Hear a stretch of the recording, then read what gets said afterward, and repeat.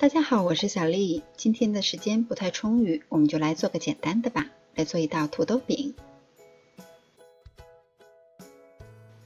食材非常简单，准备2颗土豆，清洗干净去皮，1根小葱。先把土豆擦成细丝，放入碗中，撒上葱花，适量的盐，少许的花椒粉，鸡粉适量，然后拌匀备用。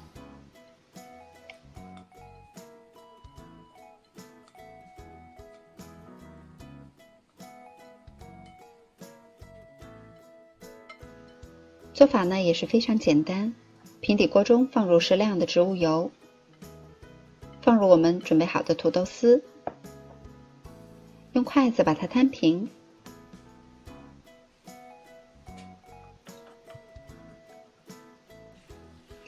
然后可以用铲子压一压，这样土豆饼烙出来会更紧实。然后在上面撒上一层芝麻作为点缀，这样吃起来也会更香。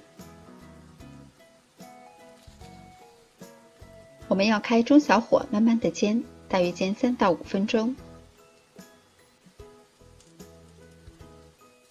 煎到底部定型上色了以后，我们把它翻过来再煎另一面。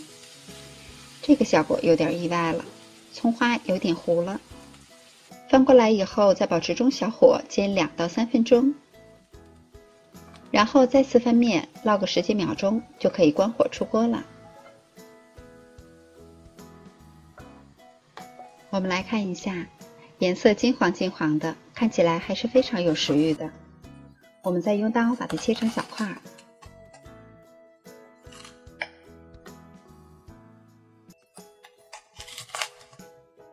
从声音上我们就能感觉到这张土豆饼是非常酥脆的，表层的每一条土豆丝颜色都是金黄的，吃到嘴里呢又酥又香，味道棒极了。自我感觉除去烧焦的葱花还是非常完美的，喜欢的朋友也试一下吧。我是小丽，喜欢我的视频请关注留言，明天见。